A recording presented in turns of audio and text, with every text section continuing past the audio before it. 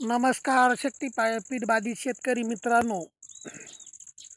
आता हा एक विशेष व्हिडिओ याच्यासाठी बनवून आहे का बरेचसे शेतकरी म्हणतात की बाबा सरकार आपल्याला आवरेल का, म्हणजे शक्तीपीठ महामार्ग आपल्या म्हणण्यानुसार रद्द करील का.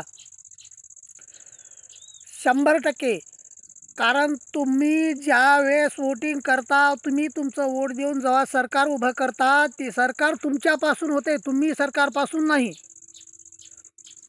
आणि तुमच्या जर काही भूमिका जर असतील, जसे शक्तीपीठ महामार्ग रद्द करणे किंवा कोणता एखादा प्रकल्प जर रद्द करायचा असेल, तर मित्रांनो हा साहजिक होत नाही. याला पूर्ण म्हणजे बरेचसे परिश्रम घ्यावे लागतात. त्याच्यानंतर आपल्याला यश मिळतं. यश मिळण्यासाठी खूप दिवस धडपड करावी लागते.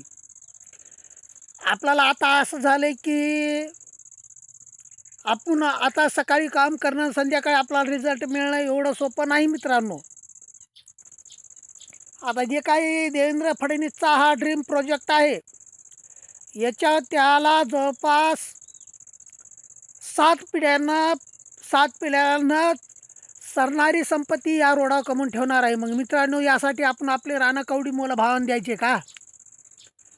मग असं जर आपण कोणी विचार करत असेल आपल्याला सरकार तोलणार नाही, तर याचा अर्थ असा होतो मित्रांनो की आपल्याकडे नॉलेज कमी आहे. कृपया कोणाला वाईट वाटून घेऊ देऊ नका. आणि तथ्य जर जवळपास आपण जर कुठं हे जर केलं असेल, संभ्रमात जर पडले असाल, तर आपल्याला संभ्रम हेच असतो की आपल्याकडे ज्ञान कमी आहे, म्हणजे आपण भीतो सरकारला.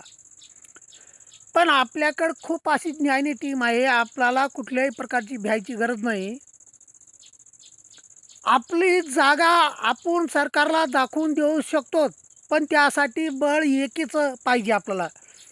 सर्वांनी मिळून एकजुटीनं आपण लढा करू. सामर्थ्यानं आपण जिथं असेल तिथं आपण सभा जाहीर करू, आंदोलन करू. यामार्फत आपल्याला मित्रांनो यश 100 आणि 100% मिळणारच आहे.